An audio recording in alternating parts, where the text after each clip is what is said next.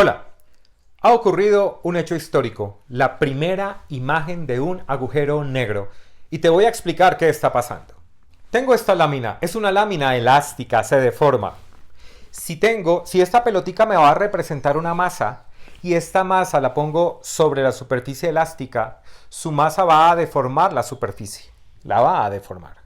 Si ahora cambio esta masa por una mayor masa, y con esta pelotica amarilla voy a representar una masa mayor que la masa de la pelota azul, esa masa va a deformar más esta lámina. Y a mayor masa, mayor deformación. Si esta pelotica amarilla deforma esta lámina y pongo esta otra pelotica azul y esta pelotica azul la suelto, esta masa va a acelerar hacia la pelotica amarilla.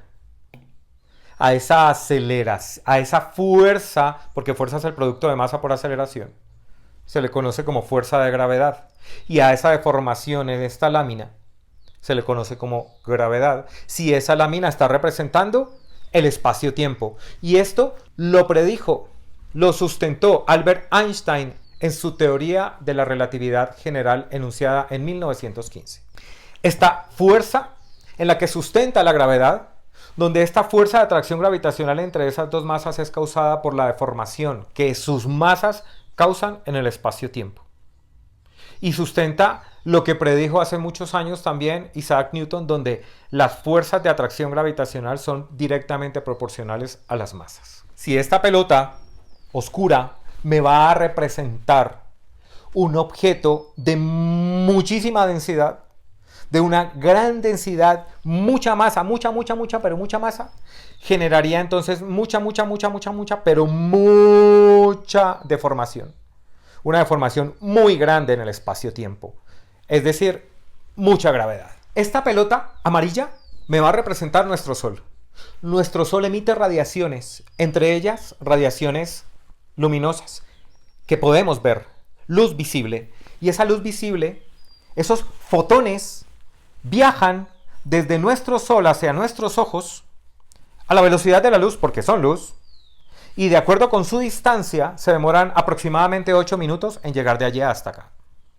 Una masa tan grande que deforma tanto el espacio-tiempo, que también emite radiaciones, fotones.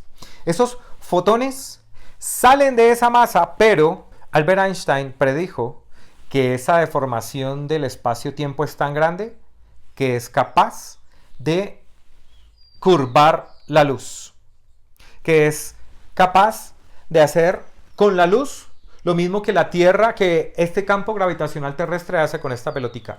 La devuelve, la curva su movimiento, sale el fotón y la gravedad lo curva. Estos objetos de gran masa, cuando emiten sus fotones, no los dejan salir, no llegan hasta nuestros ojos y se devuelven. Por lo tanto, no los vemos.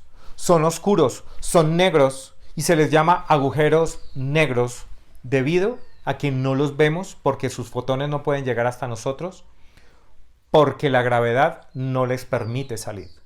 Esa gran masa deforma el espacio-tiempo. Esta malla que he dibujado aquí me intenta representar la deformación causada por la gran masa de un agujero negro que fue sustentada por Albert Einstein, y en su teoría de la relatividad general, una de las ecuaciones, traigo aquí rápidamente la ecuación de campo de Einstein, donde ese tensor de curvatura es directamente proporcional al tensor momento-energía y nos explica la relación que hay entre la gravedad y la deformación causada en el espacio-tiempo debido a las masas. El número pi y la velocidad de la luz elevada a la 4 y la constante de gravitación universal, G. Si esta pelotica amarilla representa nuestro Sol y esta pelotica azul representa nuestra Tierra, la deformación causada en el espacio-tiempo por la masa del Sol genera una fuerza de atracción gravitacional sobre nuestra Tierra. ¿Pero por qué la Tierra no se estrella contra el Sol? Porque tiene velocidad, porque tiene órbita, porque tiene una velocidad tangencial que hace que ella orbite, tarde un año en darle la vuelta al Sol. Y tiene una trayectoria elíptica de acuerdo con las leyes de Kepler. Y no solamente la Tierra, otros 7 planetas más y planetoides y asteroides y cometas conforman el sistema solar. Nuestra estrella es una de las millones de estrellas que se ven afectadas por la gran gravedad generada por un agujero negro en el centro de ese sistema. Y a ese sistema se le llama galaxia, y a nuestra galaxia se le llama la Vía Láctea, la Milky Way, que he intentado representar con este dibujo, donde en el centro de la galaxia está un agujero negro que la comunidad científica le ha llamado Sagitario A asterisco, y por acá en el borde de la galaxia está nuestro Sol, con nuestra Tierra. Pues es un dibujo tratando de explicar qué es lo que sucede. Nuestra galaxia es una galaxia en espiral elíptica y es una de las millones de galaxias que hay en el espacio. Y esas millones de galaxias han sido estudiadas a lo largo de la historia por nuestra comunidad científica. Y uno de estos científicos, Charles Messier, francés, estudió diferentes sistemas de galaxias, nombrando galaxias con M1, M2 hasta 101, creo. Y una de esas galaxias, la galaxia Messier 87, la M87, que se encuentra a 55 millones de años luz de nuestra Tierra, ha sido estudiada por nosotros y hemos fotografiado el agujero negro del centro de esa galaxia. ¿Cómo lo hicimos?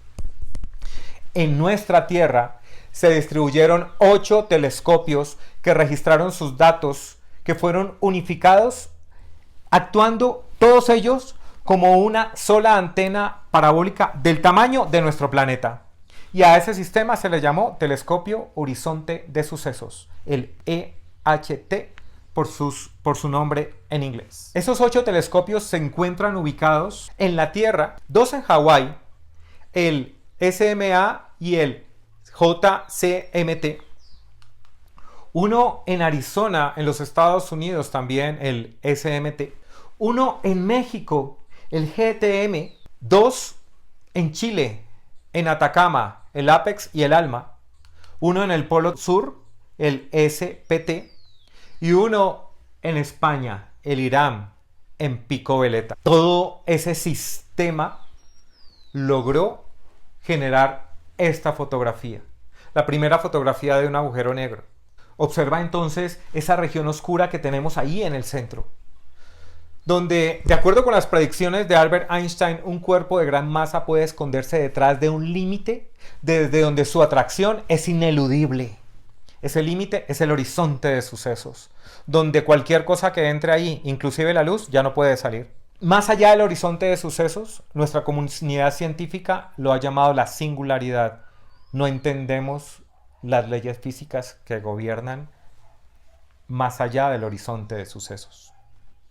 Este debe tener una forma circular y un tamaño proporcional a la masa del agujero negro, lo dijo Albert Einstein. Podemos ver que el gas que cae hacia él se calienta a millones de grados y brilla de tal forma que este aro de luz es asimétrico, porque este agujero está rotando, tiene una rotación de tal manera que esta luz del aro que se dirige a la Tierra es más brillante y esta otra región tiene una luz más tenue. La región superior tiene una luz más tenue porque es una luz que se aleja de la Tierra. Y si tenemos una región más brillante cuando se acerca respecto a una más tenue cuando se aleja, estamos hablando del efecto Doppler. Y él nos está indicando entonces que hay un movimiento y ese movimiento de ese agujero negro está en sentido de las manecillas del reloj. Ese sistema de telescopios tomó sus imágenes hace 2 años, los días 5, 6, 10 y 11 de abril de 2017. ¿Y por qué tardaron tanto? Porque tenían que confrontar, validar, extrapolar todos los datos de los 8 radiotelescopios y ya cuando estuvieron seguros y generaron esta imagen, la presentaron el 10 de abril de 2019 a la comunidad científica. Estamos esperando las imágenes de Sagitario A asterisco, que es el agujero negro que está en el centro de nuestra galaxia, la Vía Láctea, a 26.000 años luz de nuestra Tierra, cuya masa es de aproximadamente 4 millones la masa del Sol, 4 millones de soles, y su diámetro son 24 millones de kilómetros. Espero que esta sencilla explicación te haya podido servir para entender lo que está sucediendo con la primera imagen de un agujero negro. Suscríbete a mi canal, profesor Sergio Llanos, compártelo entre tus amigos y que tengas un gran día.